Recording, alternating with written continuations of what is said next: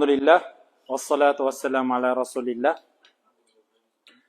Құрметті жақсылар, енді негізі пайғамбарымыз саллаллаху алейхи вассаламның үлгісі, өнегесі жыл 12 ай ғой. Оны бір белгілі бір айда, белгілі бір аптада, белгілі бір күнге тақап белгілеу жақсы емес. Дегенменен осы Рабиул ауал айын пайғамбарымызға арнап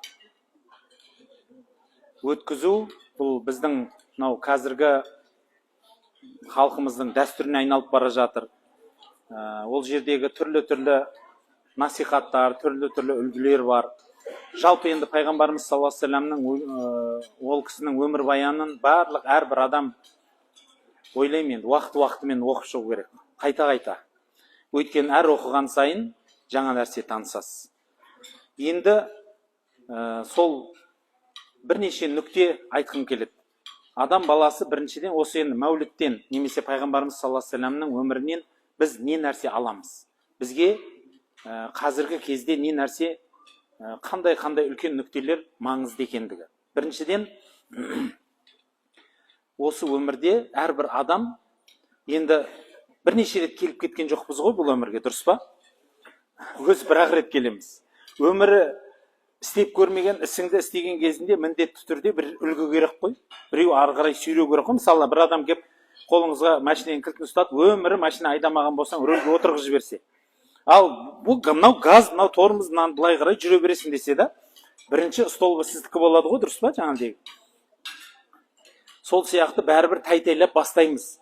Дәл сол сияқты осы өмірде де адам енді келді, өмір сүріп жатыр. Былай қарағанда неге келгенін білмейді, қайда баратынын білмейді, бағдар білмейді. Міне осындай кезде адамға үлгі керек өмірде. Бір адамнан қарап үлгі алса, шынайы жаңағыдегі өмірдің мәнін, шынайы өмірдің дәмін сезінген, өмірдің бақытын сезінген, Алланың ризалығын тапқандай ғұмыр кешкен азаматтар жер бетінде көп болса, солардың ең үлкені пайғамбарлар ғой. Және ең бізге жақыны пайғамбарымыз Мұхаммед саллаллаху алейхи вассалам. Сондықтан үлгі өнеге керек. Оны енді тағы басқа жолмен түсіндірсек, заман психология болып, психологиямен айтатын заман болып кетті ғой бәрінде. Ол жағынан айтатын болсақ, жалпы барлық істе наставник керек екен ғой. Сізге жол көрсететін жол басшы керек. Онсыз ешқашан сіз өзім білерлікке салсаңыз, барлық нәрсені бұзып, барлық нәрсенің қиратып, батыштың шығаратын түріміз бар екен. Сондықтан, мынау қарапайым бизнес жасау, ақша табудың өзінде сізге бәрібір наставник керек дейді. Қазіргі бизнес тренерлер айтады. Ал енді бұл өмір деген, ол жайған ақша табу емес қой. Ақша табу ол өмірдің бір бұрышы ғана, бір қанша пайыз бір бөлігі ғана. Енді біреулер тек қана өмірлік 100%-ын қылып қойған адамдар да бар, енді біз ондай емес шығармыз деп ойлаймын. Жалпы айтпағым, бірінші орында пайғамбарымыз саллаллаху алейхи вассалам бізге өнеге.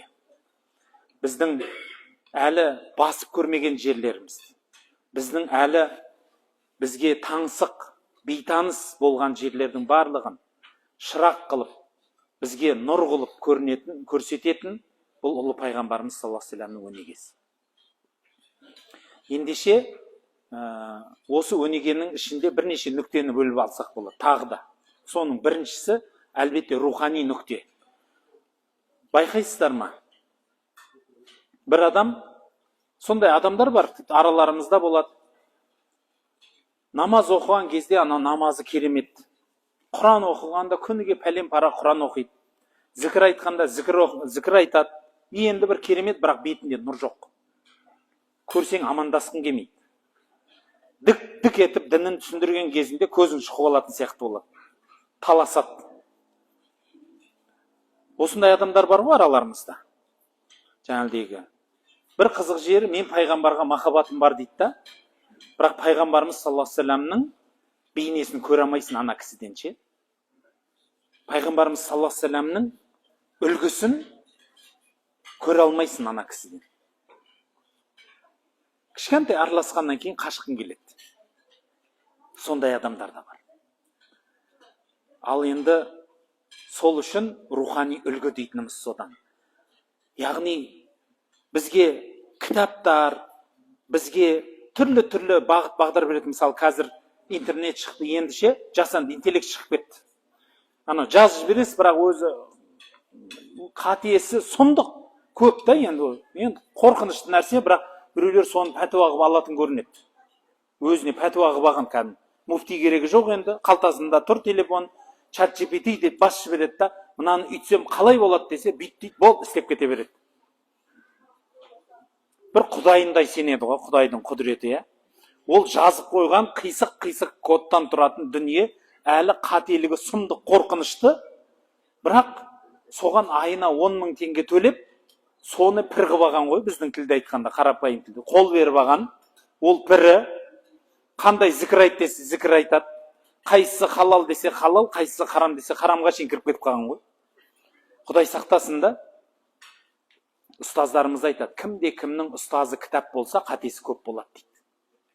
Біздің дініміз кітаптан оқылмайды.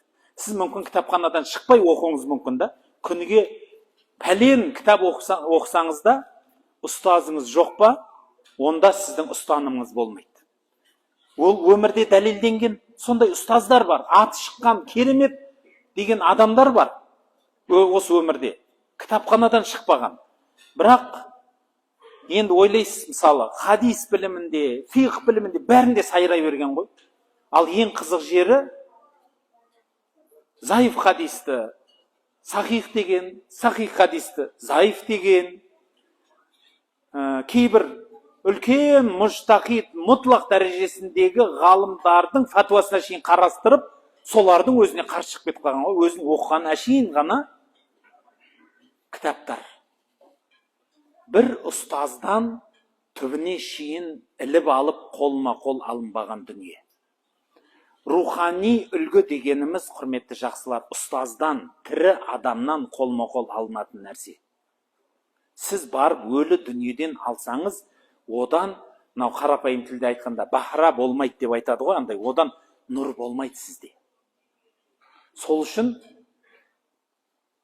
бір тірі адам менен сұхбат құрған кітап оқығаннан абзал болады. Тірі кітап бөлек дүние. Екінші үлгі пайғамбарымыз саллаллаху алейхи ва саллям бізге беретін. Мынау қоғамдық үлгі. Пайғамбарымыз саллаллаху алейхи ва саллям қоғамшыл болған. Ешқашан өз басын ғана ойлағаннан адам емес. Ол кісі кедейліктің де дәмін татқан, байлықтың да дәмін татқан, бірақ ешқашан мысалы бір қоғамды бір қоғамнан ажыратып алып, үйтіп бөлген емес. Пайғамбарымыз саллаллаху алейхи ва саллям әрдайым өзінің сахабаларымен кеңес құратын. Кеңес деген нәрсені қатты үйретті, бірлікшілдер үйретті. Бір жерге барғанда да істі бөліп алуды үйретті.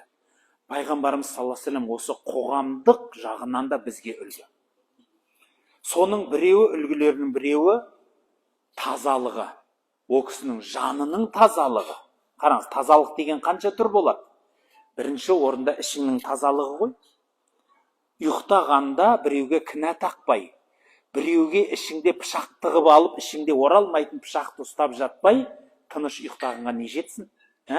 Біреуге ренжіп, біреудің міндеп, біреуді күндеп ұйықтаған қандай бейшара ұйқы? Пайғамбарымыз саллаллаху алейхи ва саллям ішкі тыныштық пен ішкі тазалықты насихаттады. Одан кейінгі біздің рухани тазалығымыздан тағы тұратын сыртқы киім менен сыртқы тазалығымыз. Алған дәретіміз бен сыртымыздың нәжес болмауы, тұрған жерінің нәжес болмауы, шамаң жетсе әрдайым дәретпен жүру, жейтін тамағыңа шейін таза болу, адалдан алу, істейтін тірлігіңе шейін, мысалы, қандай бизнес істесең, сауда істесең, адалдан ал, адалға жұмса деуі. Тазалық, Тіпті тұрған жеріңді де тазала деп айтқан хадисі бар. Өзге қауымға ұқсап кетпеңдер, тұрған жерлеріңді тап-таза ұстаңдар деген сөз де бар екен. Ал бізде қазір бір жерге демалуға барады ғой, тауға барады, суға барады. Ол жерде бір ат қорағып кетеді ғой, Құдай ау. Ойлайсың, мына жерге немене? Өмірі еш нәрсе көрмеген, дамымай қалған тас ғасырдың адамдары келді ма дейсің. Ана жерде деген баласының памперсі жатады, ана жерде келіншегінің памперсі жатады, ана жерде өзінің памперсі жатады, сосын баласының соскасы жатады, одан кейін көкесінің соскасы жатады, ұзын мойын. Таң қаласында, соны көтеріп ап келді ғой. қайттан көтеріп алып кетсе несі кетті? Ешкім демалма демейді, бірақ тау мен тас, өзен мен су бәрімізге ортақ емес па? Пайғамбарымыз саллаллаху алейхи вассалам айтады, мен күнәлардың көпшілігін көрсетті маған Алла тағала дейді. Солардың ішінде ең ауыры Құранды жаттап, оны ұмытқаннан ауыр күнә көрмедім дейді. Термизиде айтады. Және сөзін жалғап айтады. Сауап амалдардың бәрін көрсетті. Солардың ішінде сәжде қылатын орнын тазалағаннан артық сауап істі көрмедім дейді.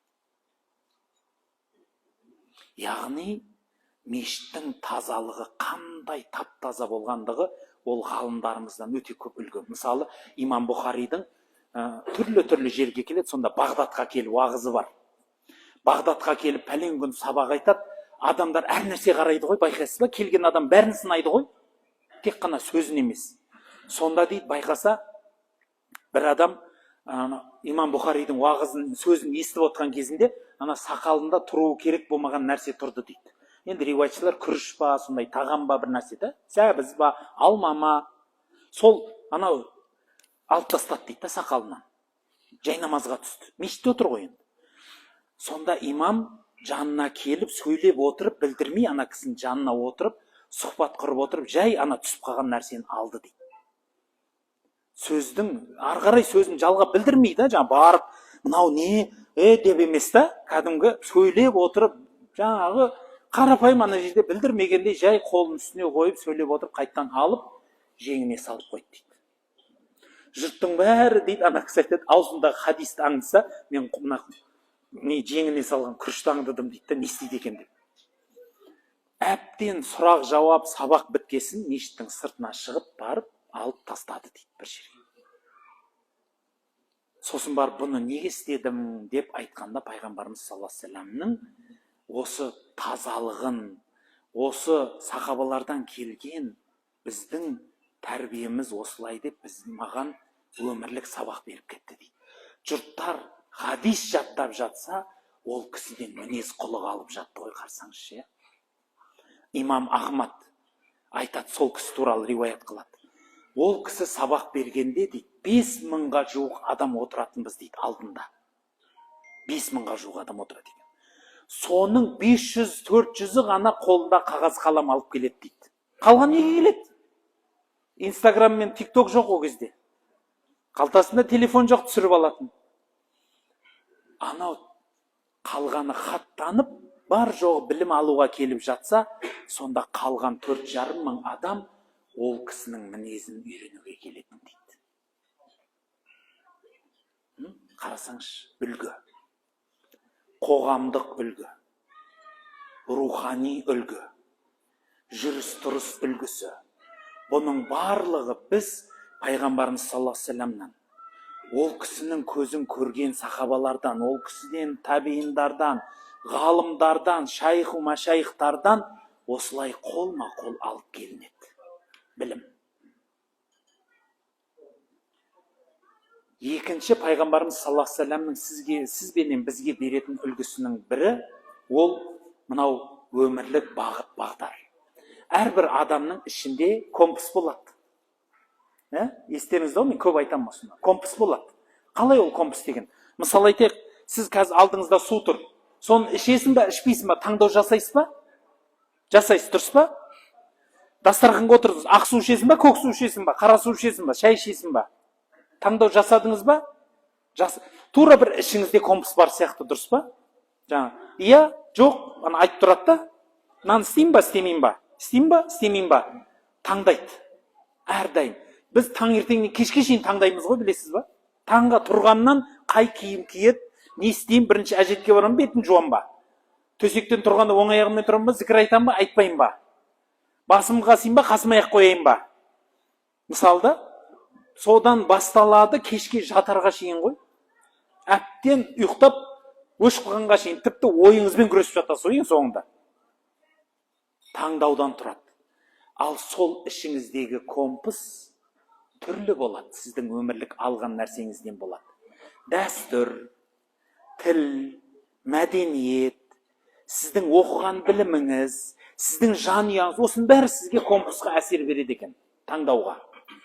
Соның ішінде таңдауға әсер беретін сіз үлгі қылған адам. Мысалы, Абдулла ибн Аббас деген сахаба болған. Ол кісіні пайғамбардың көлеңкесі дейді екен ғой. Себебі айтып береді. Абдулла ибн Аббаспенен Мединадан Меккеге умраға шықтық дейді, жанында бір кісі айтып береді да. Қызық нәрселер көрдім дейді да. Жолсыз жермен жол жүрді дейді. Бір жерлерге шаршамаса да отырды. Бір жерлерге тұрды дейді, шаршаса да жүріп кете берді. Бір жерлерге барып өзі қыстанбаса да дәретіп отырды дейді. Бір жерлерге отырып кішкентай демалып намаз оқыды дейді. Қызық нәрселерді байқады дейді. Яғни өзі қаламаған нәрселер істеген ғой, енді былай көрініп тұрады ғой адамда.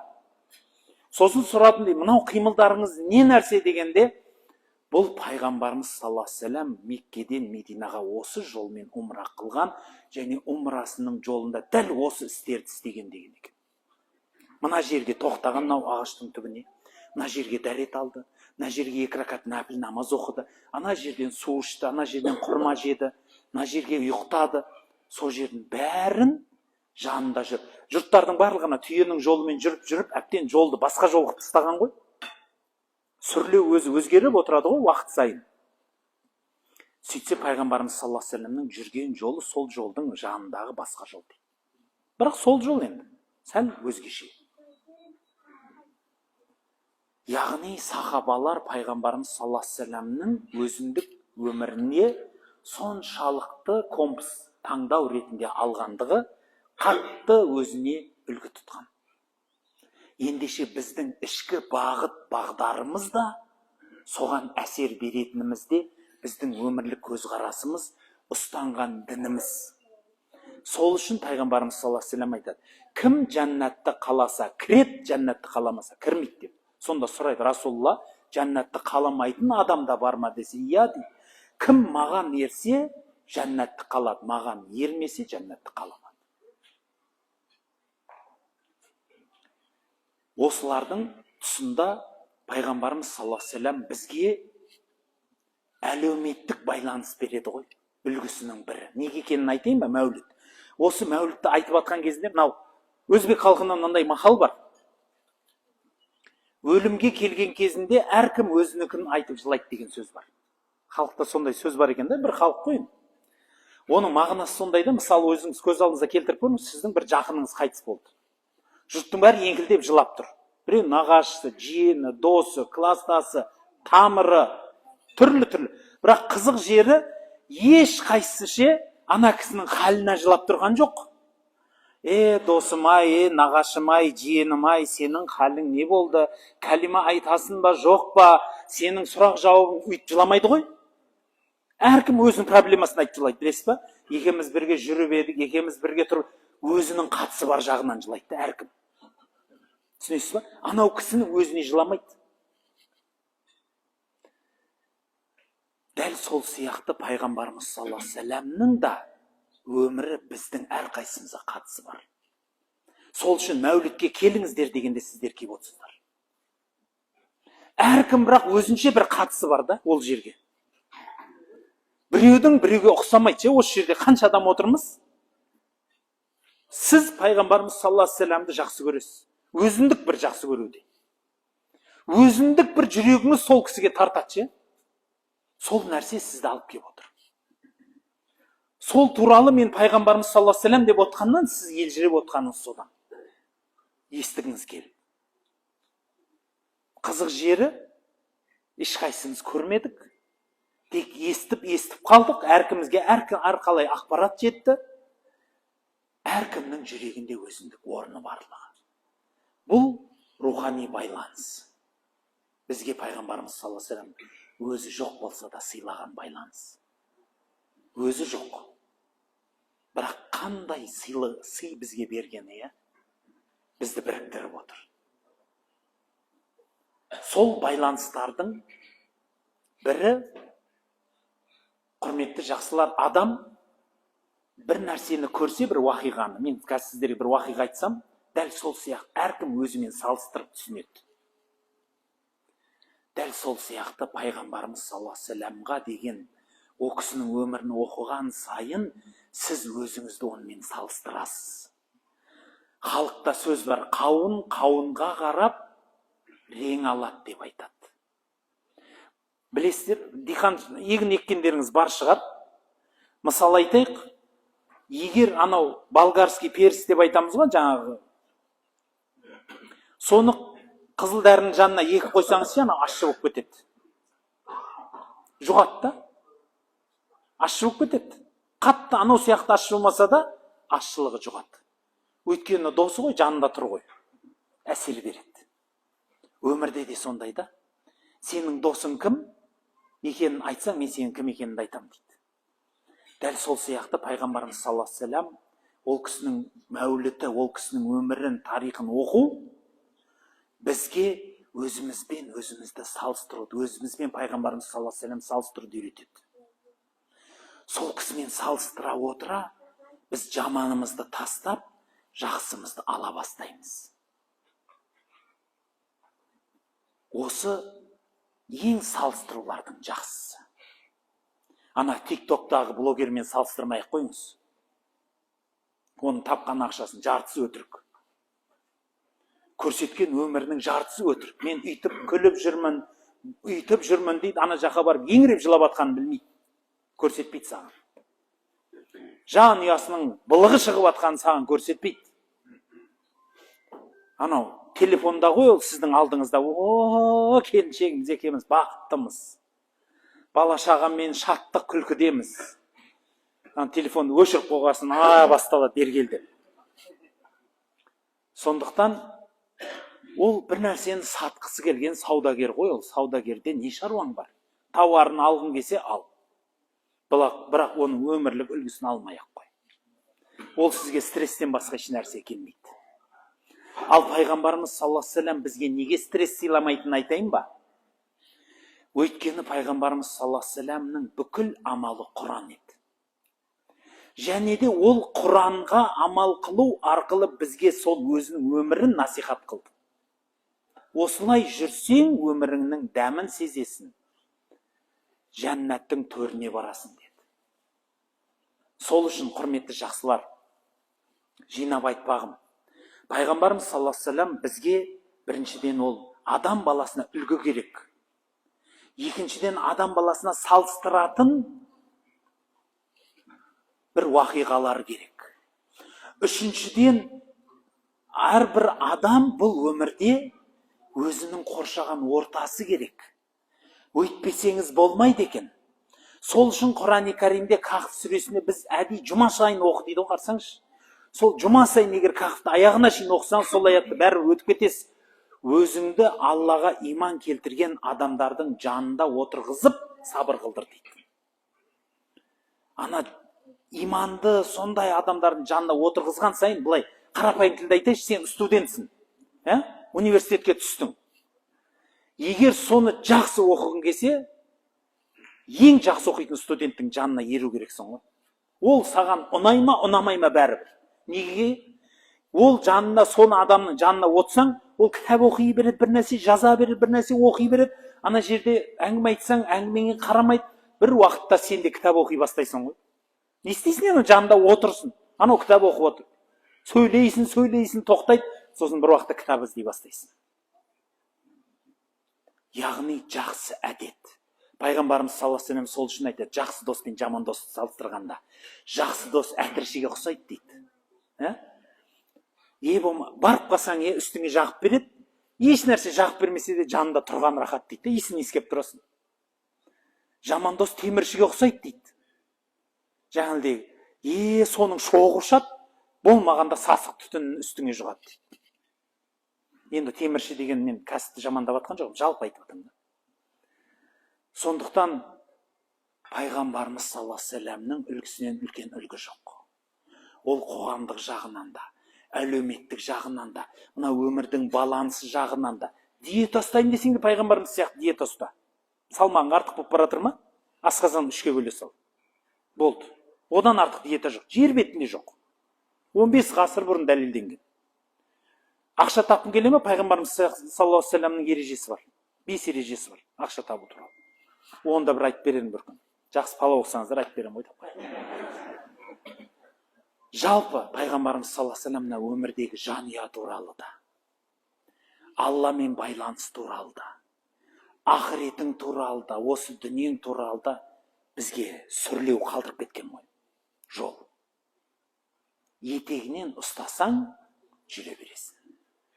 Өмірді рахаттанып сүре бересің. Айтпағым, құрметті жақсылар, пайғамбарымыз саллаллаху алейхи вассаламның мәулідін оқыңыздар. Мәулід деген ол туған күн, ол бір праздник, ол бір нәрсе емес. Негізі, мәулід деген сөздің мағынасы сондай болып қалғанмен, жұрттар қазір мәулід оқу деген сөзбен түсініп қалған біздің халқымызға, мұсылман халқына. Мәулід оқу деген сөз пайғамбардың тарихын қайта көріп шығу деген сөз. Оны қайта көріп шығу. Ол өткізіп алған жерлеріңізді, сіз қазір көңіл бөлмей қалған жеріңізді екінші жағынан көңіл бөліп жататын боласыз. Аллахым өміріңізге бақ береке берсін. Және де өзіңізді де, өзіңіздің жанұяңызды да осы пайғамбарымыз саллаллаху алейхи вассаламның өнегесінен ұстансаңыз, қор болмайтын екеніңізді білсеңіз екен.